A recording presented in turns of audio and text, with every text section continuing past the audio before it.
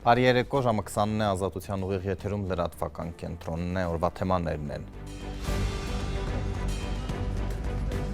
Մինսկի խմբի լուծարումից հետո կառավարությունը հրապարակեց Ղարաբաղյան բանակցային փաստաթղթերը, ընդդիմադիրները պնդում են ոչ ամբողջը։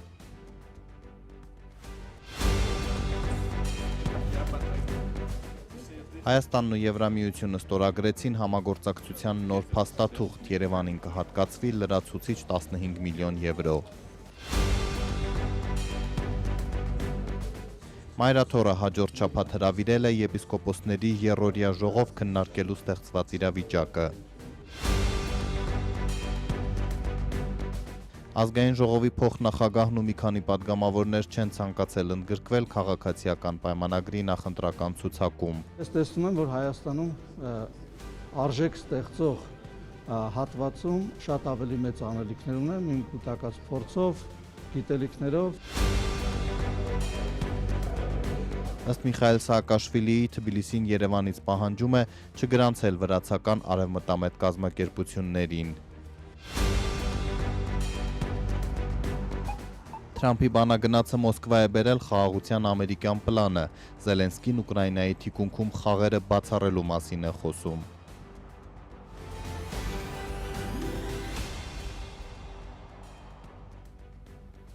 Եվ այսպես Մինսկի խմբի լուծարման հաջորդ օրը Երևանը հրապարակեց Ղարաբաղյան բանակցային փաստաթղթերը սկսած 1993 թվականից։ Ընդդիմադիրները շտապեցին արձագանքել, վարչապետի աշխատակազմը բոլոր նյութերը չի գաղտնազերծել։ Նիկոլ Փաշինյանին խիստ քննադատում էին նախկին 3 նախագահները, պնդելով, որ նա մերժել է 2019-ի առաջարկը, որը նույնպես այսօր տեղադրվել է կառավարության կայքում, բայց ոչ հայկական կողմի պատասխանը, եթե եղել է։ Կառավարության պաշտոնական կայքում հրապարակվել են Ղարաբաղյան հակամարտության կարգավորման բանակցային գործընթացին վերաբերող փաստաթղթեր, թվով 13-ը, դրանց շարքում նաև Մինսկի խմբի համանախագահների 2019-ի հունիսով թվագրված այն առաջարկը, որը տևական ժամանակ ներկա ու նախկին 3 իշխանությունների ներկայացուցիչների փոխադարձ մեղադրանքների թեման է։ Իսկապես, ինչպես Նիկոլ Փաշինյանն էր պնդել, հրապարակված փաստաթուղթը սկսվում է Հայաստանի և Ադրբեջանի նախագահներ բառերով։ Չնայած առաջարկի պահին Հայաստանն արդեն խորհրդարանական երկիր էր, ղեկավարն էլ վարչապետը։ Փաթեթային լուծում ենթադրող առաջարկը նախատեսում էր Ադրբեջանին 7 շրջանների վերադարձ, պայմանով, որ Հայաստանը և Լեռնային Ղարաբաղը կապող միջանցքը պահպանվի։ Ղարաբաղի վերջնական կարգավիճակի որոշումը պետք է տեղի ունենար կողմերի միջև համաձայնեցված ժամկետում ՄԱԿ-ի կամ ԵԱՀԿ-ի հովանու ներքո համաժողովրդական հանրաքվեի միջոցով, որը կարտահայտեր Լեռնային Ղարաբաղի բնակչության ազատ կամքը և կունենար իրավաբանորեն պարտադիր բնույթ համաձայն միջազգային իրավունքի նորմերի և սկզբունքների։ Դրանով հանդերձ քվեարկության դրված հարցի կամ հարցերի ձևակերպումը որևէ կերպ չէր սահմանափակվի և ցանկացած արդյունք կհարգվեր կողմերի կողմից։ Առաջին փուլը ներառում էր միջազգային խաղաղապահ ուժերի տեղակայումից հետո 5 շրջանների Աղդամի, Ֆիզուլիի, Ջեբրայելի, Զանգելանի, Կուբատլուի վերադարձ Ադրբեջանին։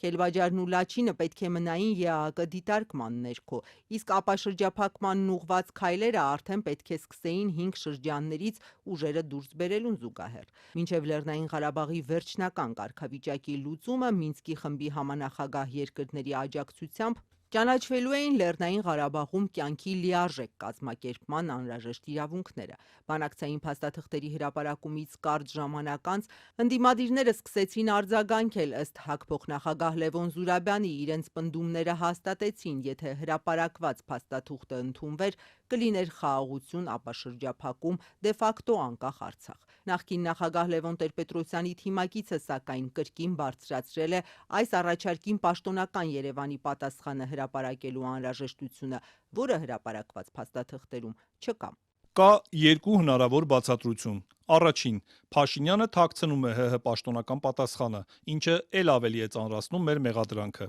Երկրորդ, պաշտոնական պատասխան չի եղել, ինչն ավելի սարսափելի իրողություն է բացահայտում, որ Փաշինյանը ուղղակի անտեսել է Մինսկի խմբի առաջարկը, փաստորեն մերժելով բանակցությունները եւ բացելով կործանարար պատերազմի դուռը։ Փաշինյանը միայն տարեսկզբին է խոստովանել 2019-ի բանակցային առաջարկի գոյությունը։ Նախքան պատերազմը 2019-ի դեկտեմբերին հակառակն էր պնդում։ Նախ ասեմ, որ քննարկվող փաստաթուղթ սեղանի վրա չկա։ Բանակցությունների սեղանին միշտ թուղթ ա եղել, տենց բան չի եղել, տենց մի օր չի եղել, որ բանակցությունների սեղանը առանց թղթի լինի։ Մինչ Արցախը Ադրբեջանի կազմում 2022-ին ճանաչած Փաշինյանը պնդում էր 94-ից բանակցային գործընթացը եղել է Լեռնային Ղարաբաղն Ադրբեջանի կազմ վերադարձնելու մասին, նախկին նախագահներն ու նրանց թիմակիցները համանախագահների վերջին 2019-ի առաջարկը դրական ընդունելի էին որակում, պնդելով, թե հնարավոր էր պահպանել Արցախը, իսկ շհրապարակելը բացատրում էին նրանով, թե Փաշինյանը իր ձախողումները պարտակում է։ Մի հատը Սառնարանի ոտի տակից ենք հանում, մի հատը կոնդիցիոների միջից ենք հանում, մի մասը ընդհանրապես մասնավոր մարդ գալիս է, մեզ տալիս է։ Ամիսներով իմի բերվող փաստաթղթերի հրապարակումից կարճ ժամանակ անց կառավարության կայքում պարզաբանում հայտնվեց, թե հրապարակված փաստաթղթից հետևությունը մեկն է. Հայաստանում Ղարաբաղյան հակամարտության շուրջ տասնամյակներ շարունակ գոյություն են ունեցել միֆեր, որոնք ձևավորել է Ղարաբաղյան շարժումով իշխանության հասած քաղաքական էլիտան,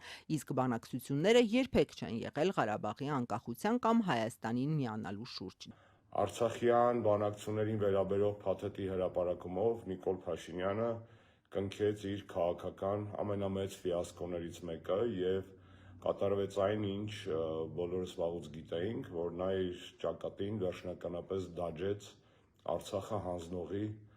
անպատիվ կլիմոն, խարանը։ Սերժ Սարգսյանի ղեկավարած ՀՀԿ փոխնախագահ Արմեն Աշոտյանը ուղիղ եթերում սուտ որակեց իշխանության պնդումը 2019-ի առաջարկը երանելի։ Ֆիքսվում էր Լեռնային Ղարաբաղի ժողովրդի ինքնորոշման իրավունքի իրականացման հնարավորությունը։ Զռումա, որ Նիկոլն է գրել։ Ուրեմն գովը եմ կայքում անմիջապես այս թղթերի հրապարակումից հետո դրած է հոդված, որտեղ այս մարդը սուտ, ափաշկերա սուտ, ասում է ինչ ասում։ Ասում է Լիսաբոնի գագաթնաժողով 96 թիվ, 96 թիվ, ինչ կապ ունի Լիսաբոնի գագաթնաժողովի բանաձևը 2018-ի Սերժի թողաջարանգության եւ 19-ին տված փաստաթղթի հետ։ Ոչ մի կապ չունի, այն անցած этаպի թուղթը, 96 թվականի հետ իրա մեջ բերված թուղթը, էլ ոչ մեկի տանգլին չի եղել, Մինսկի խմբի տանգլին չի եղել, ոչ մեկի տանձին չի եղել այդ թուղթը, որովհետեւ որևէ առաջարկության մեջ հղում ԵԱՀԿ Լիսաբոնի գագաթնաժողով 96 թվականի չկա, իրանց լեզվով ասած յոխ, չկա։ Մինչ ընդդիմադիրները 2019-ի առաջարկի վրա են կենտրոնացել, իշխանականները Մեղրիի եւ Ղարաբաղի փոխանակման 99 թվի պլանից են մեջբերումներ անում, մեկնաբանելով, թե ժողովրդի թիկունքում Քոչարյանի իշխանությունը բանակցում էր Մեղրին տալու եւ ադրբեջանցիներով բնակեցնելու շուրջ։ Սրան արձագանքել է երկրորդ նախագահի գրասենյակի ղեկավարը, հայտարարելով, որ փաստաթղթերում նորություն չկա, իսկ իր համար ամենացնցողն այն էր, որ փաստաթղթի անվան տակ հրապարակվել է հայկական ժամանակի հոդվածը, նկատի ունենալով հենց Մեղրիի եւ Լեռնային Ղարաբաղի փոխանակման տարբերակը։ Բագրատ Միկոյանը նաեւ նկատել է, որ հրապարակված ցանկից բացակայում է Քոչարյանի կողմից բանակցված Քիվեստի փաստաթուղթը, իսկ 2019-ի Մինսկի խմբի առաջարկը մերժելով ըստ Միկոյանի Փաշինյանը պատերազմ է բերել։ Բանակցային փաստաթղթերի հրապարակումը անմիջապես հաջորդեց 3 տասնամյակից ավելի Ղարաբաղյան կարգավորմամբ զբաղվող Մինսկի խմբի պաշտոնական եւ վերջնական լուծարմանը։ Այժմ էլ Բրյուսել տեղափոխվենք, Հայաստանն ու Եվրամիությունը համագործակցությունը եւս մեկ աստիճանով են խորացնում, արտգործնախարար Արարատ Միրզոյանն ու Դաշինքի բարձր ներկայացուցիչ Կայա Կալասն են ստորագրել նոր փաստաթուղթը։ Մեր թղթակից Արտակ Խուլյանն է Եվրամիության մայրաքաղաքում, բարի երեկո Արտակ, ինչ է ենթադրում այս փաստաթուղթը։ Բարի երեկո Կարլեն, նախ ասեմ, որ Բրյուսելում Հայաստան Եվրամիություն գործընկերության խորհրդի 6-րդ հանդիպմանն այսօր Հայաստանի արտգործնախարար Արարատ Միրզոյանն ու Եվրամիության արտաքին գործերի եւ անվտանգության հարցերով բարձր ներկայացուցիչ Կայա Կալասը համագործակցության նոր Հայաստան Եվրամիություն գործընկերության ռազմավարական օրակարգի փաստաթուղթ ստորագրեցին։ Ավելի քան 70 էջանոց փաստաթղթի հիմնական բաղադրիչներից մեկը Հայաստան Եվրամիություն անվտանգային ու պաշտպանական գործակցությունն է։ Բրյուսելը պատրաստվում է աջակցություն տրամադրել Երևանին դիմակայության բարձրացման համար։ Փաստաթղթի ստորագրումից անմիջապես հետո Ազատությունը Եվրամիության արտաքին գործերի եւ անվտանգության հարցերով բարձր ներկայացուցիչ Կայա Կալասից հետաքրքրվեց, թե կոնկրետ ինչ կարիքներ է ներկայացրել Հայաստանը պաշտպանության եւ անվտանգության ոլորտում եւ ինչ տեսակի համագործակցություն եւ ֆինանսավորում է դա ենթադրում։ Արդյոք այդ գործակցությունը ներառում է նաեւ սպառազինության ոլորտում հնարավոր աջակցություն։ Եվրոպացի բարձրաստիճան դիվանագետը հստակ պատասխան չտվեց։ So we have discussed helping in border management. Մենք քննարկել ենք սահմանային կառավարման հարցում օգնություն տրամադրելը, ինչպես նաև նախկին հակամարտությունների եւ անվտանգության հետ կապված ականազերծման գործողությունների, ականազերծման հետ կապված վարժանքների, ինչպես նաև ականազերծման հետ կապված սարքավորումների տրամադրման հարցերը։ Եվ մենք քննարկել ենք նաև գործիքներ, որոնք վերաբերում են ընթացիկ եւ ինտենսիվացող ապատեղեկատվական արշավներին հակազդելուն։ Սա նաև այն գործիքակազմն է, որ մենք ունեցել ենք Մոլդովայում եւ որով Հայաստանը եւս հետաքրքրված է։ Also the toolbox that we had in Moldova that also Armenia is interested in. Բրյուսելը Հայաստանում սպասվող խորհրդարանական ընտրություններին ընդառաջ պատրաստվում է 12 միլիոն եվրո աջակցություն տրամադրել օտարերկրյա տեղեկատվության, մանիպուլյացիայի եւ միջամտության դեմ պայքարի, ինչպես նաեւ կիբերանվտանգության համար։ Ըստ Եվրոպայի ընդլայնման հարցերով հանձնակատարի, որի հետ մենք հայ լրագրողներս 3 առիթ ունեցանք հանդիպելու, սա կօգնի Հայաստանին ընտրություններին ընդառաջ հակահարված տալու կամ ավելի դիմացկուն լինելու ռուսական ապատեղեկատվության դեմ, եւ սա միայն այս աջակցությունը չէ, որ Եվրոպան պատրաստվում է տրամադրել Երևանին։ Today I'm pleased to announce 15 million euro to Այսօր ես ուրախ եմ հայտարարել 15 միլիոն եվրոյի հատկացման մասին խաղաղության պահպանման եւ Հայաստանն ավելի դիմացկուն դարձնելու համար։ Այս գումարով կֆինանսավորվեն մի շարք նախաձեռնություններ, այդ թվում ականազերծման հետ կապված վարժանքներ եւ սարքավորումներ, ինչպես նաեւ տարածաշրջանային վստահության ամրապնդման միջոցառումներ։ Զուգահեռաբար Հայաստանը իհարկե բախվում է այլ մարտահրավերների։ Ռուսաստանը եւ նրա պրոքսիները արդեն իսկ ակտիվացնում են ապատեղեկատվական արշավները Հայաստանում հաջորդ տարվա խորհրդարանական ընտրություններին ընդառաջ։ Մենք տեսնում ենք նույն ցանցերը, որոնք տեսել էին գործի դրված Մոլդովայում, այսինքն ձեռագիրը նույնն է։ Եվրոպական միության ֆինանսավորումը կներառի նաև օտար երկրյա միջամտությունների հայտնաբերումը, վերլուծությունը եւ դրանց արձագանքը։ funding will also cover detection, analysis and response to foreign interference. Հայաստանի արտգործնախարար Արարատ Միրզոյանը իր հերթին հայտարարեց, որ Հայաստան-Եվրամիություն համագործակցությունը մտնում է նոր փուլ։ Երկկողմ հարաբերությունները բարձրացվում են ռազմավարական մակարդակի։ The natural pace of the development of our relations and the new milestones. Մեր հարաբերությունների զարգացման բնական տեմպը եւ մեր կողմից ձեռք բերված նոր նվաճումները երբեմն գերազանցում են մեր կարողությունները դրանք ֆորմալացնելու եւ մեր ավելի լայն օրակարգում ներառելու համար։ Այս գործընթացի ողջ ընթացքում մենք բարձր ենք գնահատել Եվրոպական միության պատրաստակամությունը խորացնելու մեր գործընկերությունը իր գործիքակազմում ներառելով որոշակի կետեր, այդ թվում որոշ կետեր, որ նախատեսված են Եվրոպական միության տեխնացու պետությունների համար։ Սա արտացոլում է փոխադարձ քաղաքական հանձնառությունն ու հետաքրքրությունը, ինչպես նաև Հայաստանի հավակնությունները եւ ձգտումները։ Armenia's ambitions, aspirations.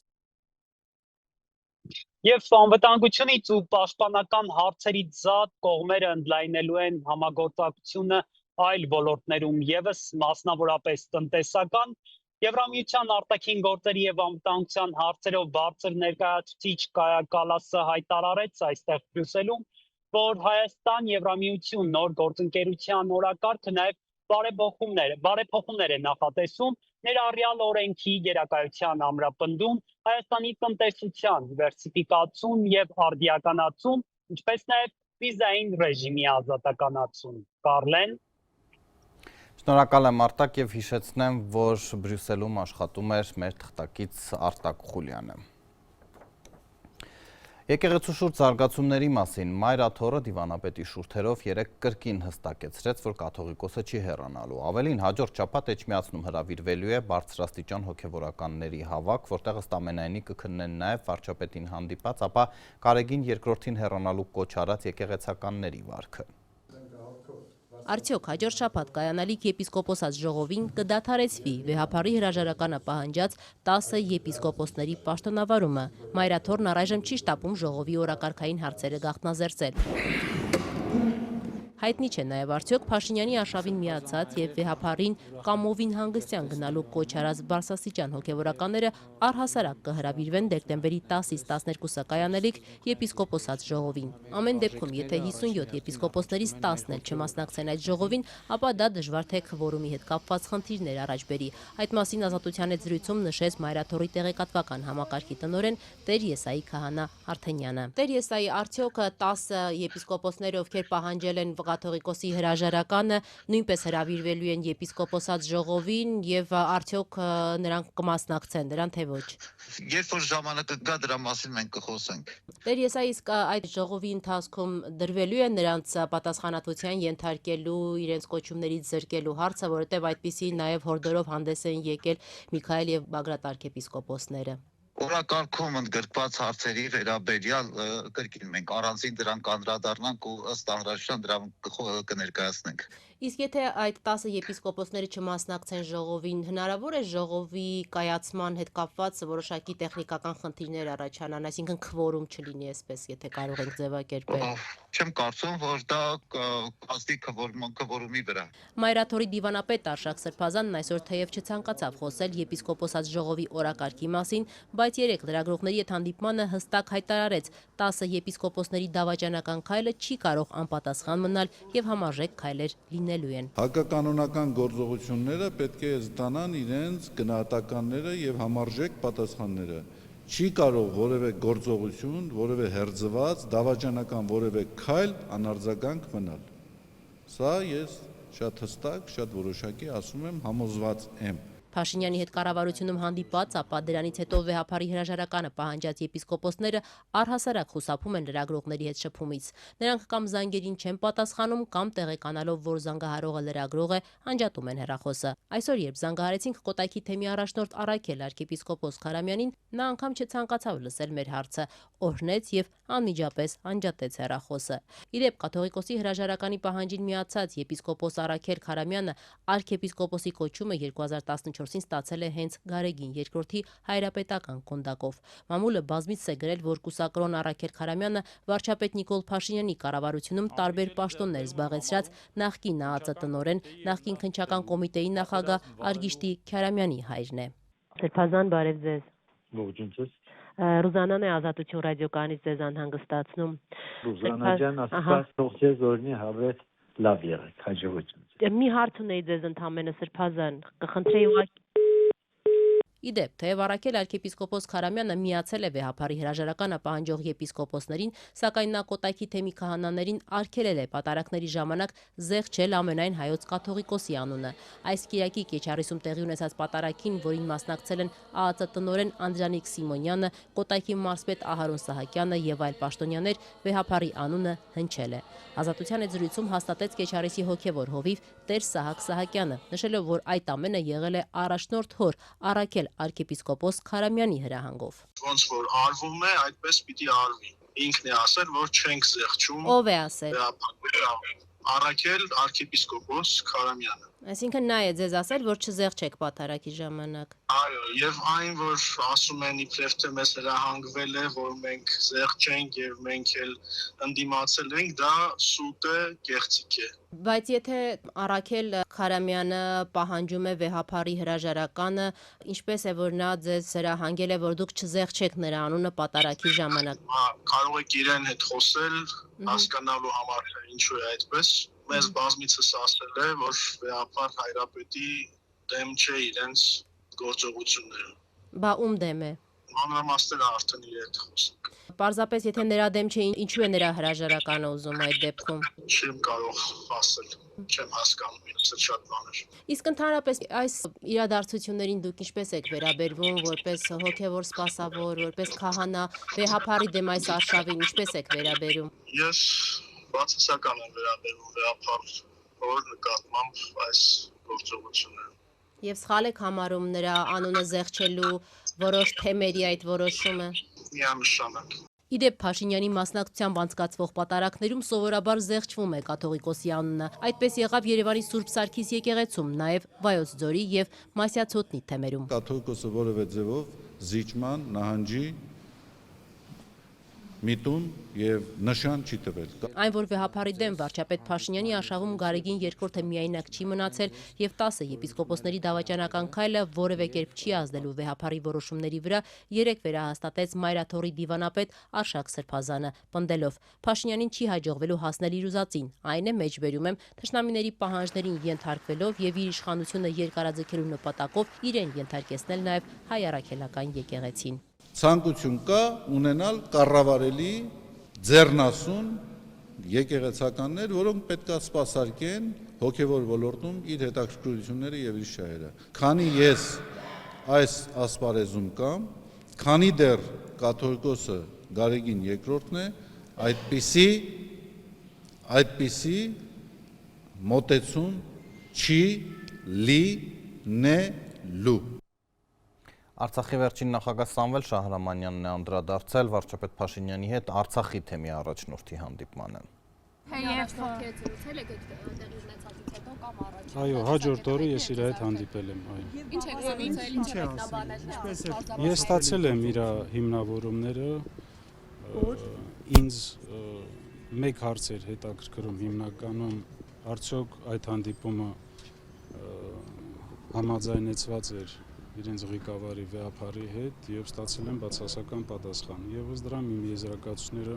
ես արել եմ։ Այսինքն վեհափարը տեղեկացված չի եղել հանդիպման մասին եւ համաձայնություն չի տվել։ Իմ տեղեկությունները ոչ։ Իսկ ինչու է որոշել գնալ այդ դեպքում, եթե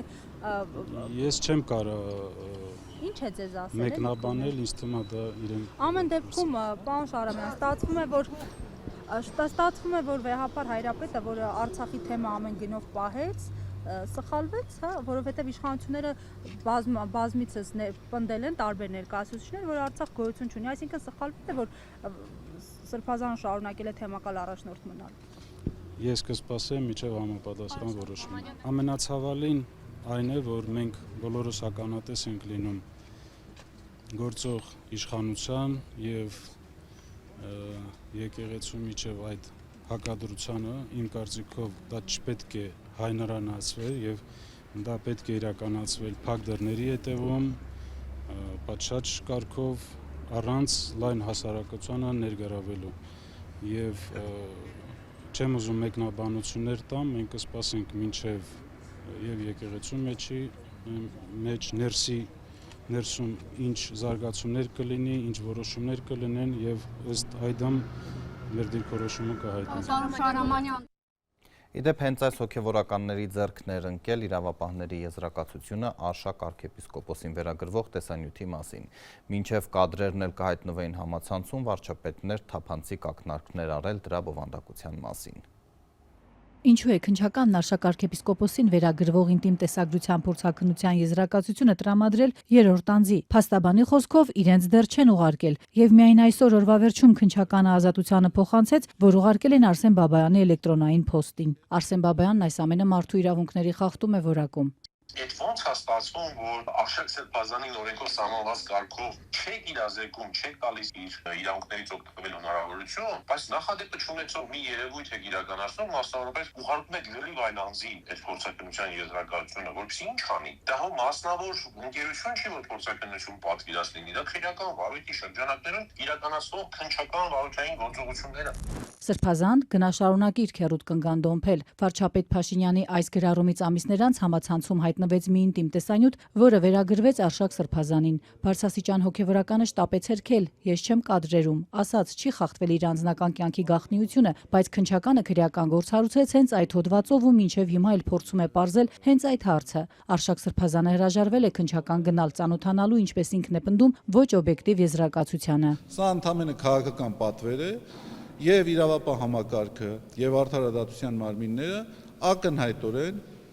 տեսանելիորեն սպասարկում են քաղաքական իշխանության շահերը։ Ինտիմ բնույթի տեսանյութի եզրակացությունը երրորդ անձին փոխանցած քննչական կոմիտեն հրաժարվել է ազատության հարցին պատասխանելու հայտնել։ Արդյոք իր քննիչները պարզել են, թե ով է իրականացրել գաղտնի տեսաձայնագրությունը եւ ով է այն տարածել։ Արդյոք հեղինակներին գտնելու ուղղությամբ քայլեր ձեռնարկվել են։ Այս հարցերի պատասխանները ի տարբերություն տեսանյութի փորձաքննության արդյունքի իրավապահները որակել են հրապարակման ոչ ենթակա նախնական քննության տվյալներ։ Քննչական կոմիտեն իր գործունեությունը իրականացնելուց այլ թվում որոշակի տեղեկություններ տալուց ղեկավարվում է տեղին մամուլի կանոններով։ Ինչ են անում իրանք։ Իրենք քննությունը չեն անում օբյեկտիվ ճշմարտությունը բացահայտելու համար։ Քննչականն անցած շաբաթ հայտարարել էր, թե ինչու է եզրակացությունն ուղարկել եկեղեցականներին։ Վկայակոչել էր օրենքի մի դրույթ, որով եզրակացությունն ուղարկվում է շահագրգիռ կողմին կամ այլ անձի, որի իրավաչափ շահերին առնչվում է փորձաքննությունը։ Բաբայանն ընդգծում է, այդ կողմը իրենք են, ոչ թե երրորդ այլ անձինք։ Ընդ որում Մայրաթորն արդեն հայտարարել է, որ տեսանյութի հարցով ստեղծված եկեղեցական հանձնախումբը չի դիմել քննչականին, որ ստանա այդ փաստաթուղթը։ Իսկ եզրակացությունը ստացած հանձնախմբի առանձին անդամը այն ձեռք է բերել օրենքի ակնհայտ խախտումով։ Եզրակացությունն էլ սպառիչ եւ լիարժեք չէ եւ չի կարող արժանահավատ հիմք ծառայել։ Ինֆորմացիայի ազատության եւ անձնական տվյալների պաշտպանության մասնագետ Շուշան Դոյդանը կարծում է, քննչականն ինքն է խախտել քաղաքացու անձնական կյանքի իրավունքը։ Իրավապահ մարմինը փորձագիտական տեսաքննության արդյունքները ներկայացրել է, ուղարկել է այս գործով չանցնող գործի հետ որևէ առնչություն չունեցող երրորդ անձի հավանական խախտում թույլ տալով անձնական կյանքի գաղտնիության իրավունքի։ Մայրաթորի դիվանապետի փաստաբանն այս բոլոր խնդիրներից հետո պնդում է, որ քննությունը չի իրականացվում արդարադատության հասնելու համար։ Ամեն ինչը տարօրինակ է այս վարույթում, որովհետև ի սկզբանե գրվել է այլ նպատակով, այլ սցենարով, այլ մարդու կողմից։ Փաստաբան Արսեն Բաբայանի խոսքով, քանի որ քննչականն անձնական կյանքի գաղտնիության խախտման հոդվածով է քննում գործը, որոշեց պարզել ով է տեսանյութում։ Ի վերջո փորձագետները հաստատեցին, ինտիմ կադրերում հենց կուսակրոն հոգևորականն է։ Ընդ որում փորձագետներն աշխատեցին շատ արագ, կեսօրում հանգելով այդ եզրակացության։ Փաստաբանին զարմացրել է այս արագությունը, քանի որ այլ գործերով տեսագրությունների փորձաքննությունները կարող են ձգվել կես եւ ավելի տարի։ Ստացվել է եզրակացությունը այն էլ կեսօրում, որովհետև առնվազն ժամը 6-ին աշխատանքը ավարտվում, փորձագետները դժվար դրանից ավել մնային, իսկ ժամը 9-ին ասում, մինչև կայացվել, ուղարկվել եւ այլն, այսինքն նույն օրը նշանակվել է եւ նույն օրը ստացվել է եզրակացությունը։ Ըստ Բաբայանի խախտումներից մեկն էլ այն է, որ իրենց պարտավոր էին տեղեկացնել փորձաքննություն սկսելու մասին, իրենք էլ կարող էին իրենց փորձագետին առաջարկել։ Ավելին, փաստաբանն ինքը կարող էր մասնակցել այդ գործողություններին, հարցեր տալ մասնագետին, բացառք հայտնել նրան եւ այլն։ Մի կարևոր խնդիր էլ կա, ասում է փաստաբանը։ Հարցաքննության ժամանակ Արշակ Սրբազանը պնդել է, որ գործը քննեն ատելություն թշնամանք տարածելու, ոչ թե անձնական կյանքի գաղտնիությունը խախտելու հոդվածով։ Առնվազն վարկածը պիտի քննվի ատելություն թշնամանք տարածելու իմաստով։ Ինչու է քննիչը շարունակում քննել ու փորձել պարզել չի խախտվել արդյոք բարձրաստիճան հոգևորականի անձնական կյանքի գաղտնիության իրավունքը, եթե Սրբազանն ի սկզբանե հակառակն է պնդում։ Քննչականից հակադարձում են։ Ինչ հոդվածով հաղորդում են ստացել, այն հոդվածով էլ նախաձեռնել են վարույթը։ Իսկ ատելություն թշնամանք տարածելու մասին կասկածներ իրավապաշտպան Դանիել Յոհաննիսյանի հաղորդման մեջ քննիչը չի տեսել։ Լրատվական կենտրոնն է ուղիղ եթերում, լուրերն անընդհատ թարմացվում են նաև մեր Telegram-ի ալիքում։ Այժմ էլ հաղորդման երկրորդ հատվածի թեմաները։ Ազգային ժողովի փոխնախագահն ու մի քանի պատգամավորներ չեն ցանկացել ընդգրկվել քաղաքացիական պայմանագրի նախընտրական ցուցակում։ Ես տեսնում եմ, որ Հայաստանում արժեք ստեղծող հատվածում շատ ավելի մեծ անելիքներ ունեն, իմ կուտակած փորձով, գիտելիքներով։ Ըստ Միխայել Սաակաշվիլիի Թբիլիսին Երևանից պահանջում է չգրանցել վրացական արևմտամետ կազմակերպություններին։ Թրամփի բանագնացը Մոսկվա է բերել խաղաղության ամերիկյան պլանը։ Զելենսկին Ուկրաինայի թիկունքում խաղերը բացառելու մասին է խոսում։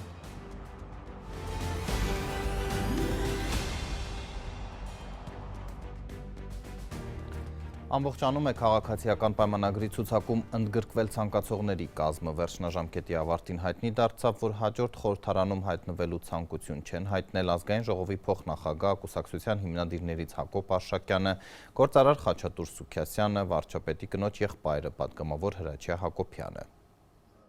Ազգային ժողովի ՔՊԱ-ական փոխոսնակը որոշել է քաղաքականության փոխարեն զբաղվել բիզնեսով։ Հակոբ Արշակյանը, որ ՔՊ հիմնադիր անդամներից է, չի առաջադրվել, որ ընդգրկվի խորհրդարանական ընտրություններում կուսակցության համամասնական ցուցակում։ Հանգիստ խղճով է հեռանում ՔՊԱ-ական падգամավորը։ Հայաստանում նրա խոսքով ժողովրդավարություն է հաստատված։ Կուսակցության համամասնական առայժմ չհաստատված ցուցակն էլ, ասում է, լուրջ տեսք ունի։ Ժամանակն է ինքը գնա արժեք ստեղծելու։ Հայաստանում տեխնոլոգիական ոլորտի կայացման, ռազմարդյունաբերական ոլորտի կայացման եւ զարգացման եւ ես տեսնում եմ, որ Հայաստանում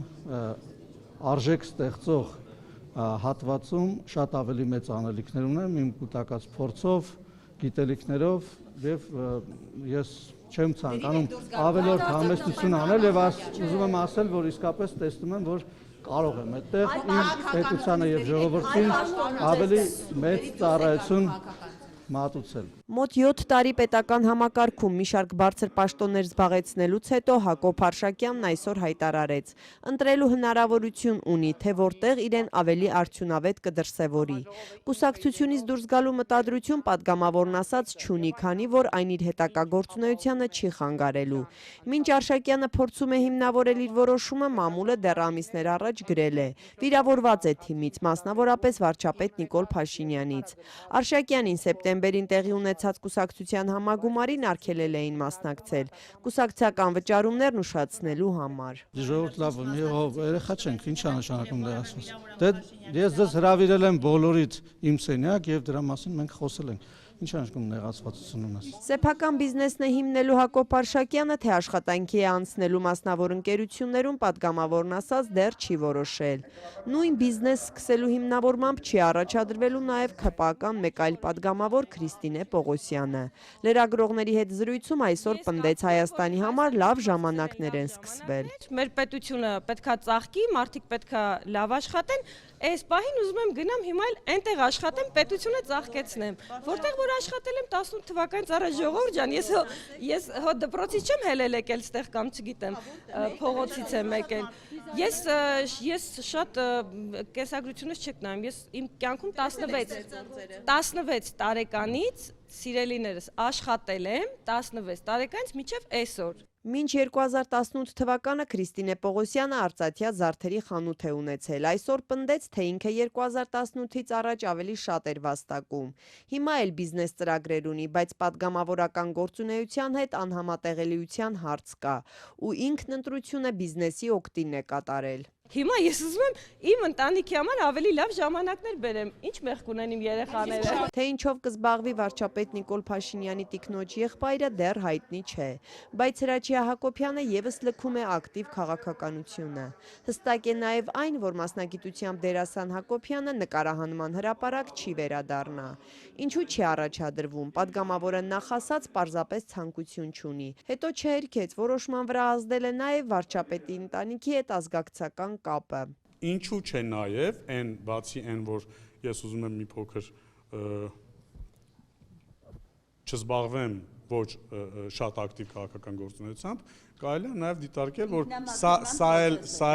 սա էլ եւս մի փոքրիկ էլեմենտ է այդ ԽՑԲ-ի վերաբերյալ։ Չեն առաջադրվել նաև падգամավորներ Խաչատուր Սուքիասյանը, Լենա Նազարյանը, թե ինչու նրանք պատճառներից դեռ չեն խոսել։ Քաղաքացիական պայմանագրի համամասնական ցուցակում ընդգրկվելու համար կուսակցությունը 380 դիմում է ստացել, որից մոտ 40-ը ներկայացրել են անկուսակցականներ։ Թե քանիսի թեկնածությունը վարչությունը կհաստատի, պարզ կդառնա տարեվերջին։ Հաստատված թեկնածուները պետք է նաև ֆինանսական ներդրում անեն։ Կուսակցականները կես միլիոն, անկուսակցականները 1.5 միլիոն դրամի չափով։ Առողջության պարտադիր ապահովագրությունը վերջապես կարող է կյանքի կոչվել, իշխանությունները հավաստիացնում են, որ այս անգամ ժամկետը չեն հետաձգի, ամեն ինչ պատրաստ է, բայց խորհրդարանում նախագծի քննարկումը ջրի երես է հանել խնդիրներ։ Առողջապահության համընդհանուր ապահովագրությունը, որ իշխանության պնդմամբ 1 ամսից պետք է գործի, ընդդիմադիր падգամավորներն անորոշության մասին փաստաթուղթ համարեցին։ Առողջապահության նախարար Անահիտ Ավանեսյանն ու իշխանական падգամավորները մինչդեռ սա աննախադեպ հեղափոխական մի համակարգ են համարում, որի նպատակն ասացին կյանքեր փրկելն է։ Սա ենք ուզում անել, որ այն անհրաժեշտը, որը մարդու կյանքն է փրկում, հնարավոր լինի ապահովագրության շրջանակում ապահովել։ Անորոշություն Հայաստանի Հանրապետության քաղաքացիների մասով, որովհետև իրենք չգիտեն մեկ ամիս հետո հունվարի 1-ից ինչ տիպի ծառայություններ կարող են ստանալ։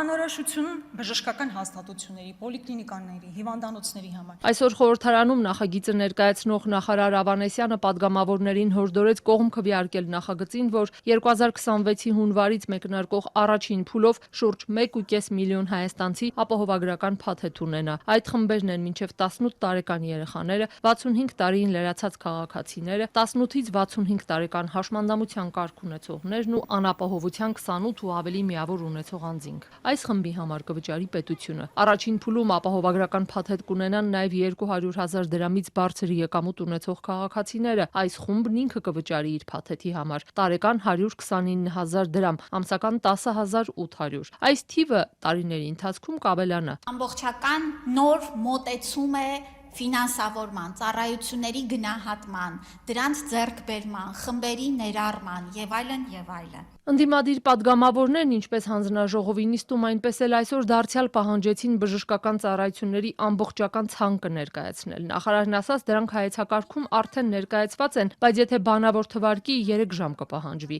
Չկա հրապարակված հստակ ցանկ, հակադարձեցին ընդդիմադիրները։ Պատիվ ունեմ խմբակցությունից Թագուհի Թովմասյանը հարցրեց, այդ գումարները կառավարող ու բաշխող պետական հիմնադրամը դեռ չկա, անգամ ապահովագրության մասին օրենք չկա ընդունված։ Առաջին փուլի մեկնարկին բան չմնաց, ինչպես եք հասցնելու։ Որ հիվանդանոցներն են, որ քաղաքացին հեշտ բացատրեք, որ քաղաքացին կարող է մտնել եւ ասել, որ ես եկել եմ ինձ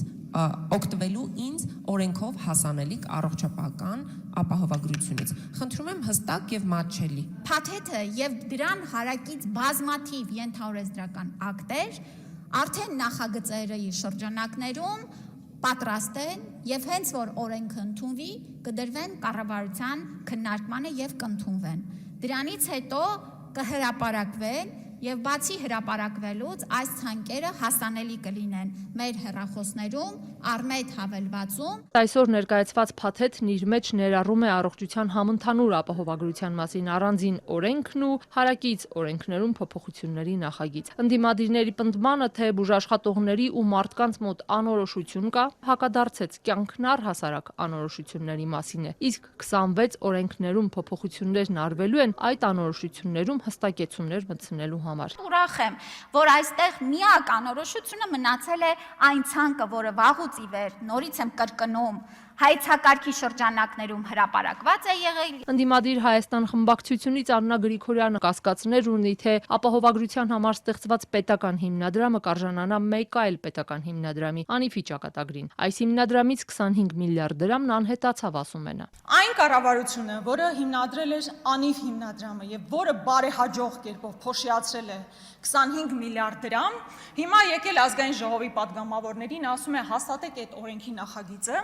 որով 225 միլիարդ տրվելու է առանձին հիմնադրամի, որը մոնոպոլ դիրք է ունենալու։ Հիմնադրամ, որը դեռևս գոյություն չունի։ Մենք չգիտենք ով է կառավարելու։ Նախարարն օրինակներ բերեց 65+ տարիքի քաղաքացիները նախկինում աչքի կատարակտի վիրահատության համար վճարում էին, չէին վճարում միայն նրանք, որոնք հաշմանդամության խմբերում էին ներգրավված։ Սրտի ռիթմը շտկող միջամտությունից նույնպես չէին կարող օգտվել, ասում է Ավանեսյանը, դրանք հիմա անվճար կլինեն։ Շարունակեց, սահմանափակ ծառայությունների փաթեթը կընդլայնվի այս խմբի համար։ Օրինակ կոնքազդրի կամ ծնկի պրոթեզավորման վիրահատություն պետպատվերի ցանկում չկար, հիմա կա պրոթեզի համար էլ մինչև 600,000 դրամ փոխհատուցում կտրամադրվի, իսկ քիմիաթերապիայի համար մինչև 300,000 դրամ փոխհատուցումը կդառնա 1,2 միլիոն։ Հայաստան խմբակցությունից Ագնեսա Խամոյանն արձագանքեց, տեղատեսակներ կան, որոնց քիմիաթերապիայի մեկ կուրսը 4-ից 5 միլիոն դրամ արժե, այդ 1 միլիոնն ինչ է փոխելու։ Շատ տարբերություն տարվա կտրվածքով 1 միլիոն դրամը ըստ էության բան չի փոխում։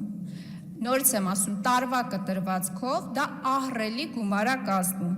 Օրինակ տեսեք, երեխաների չարորակ արյունաբանական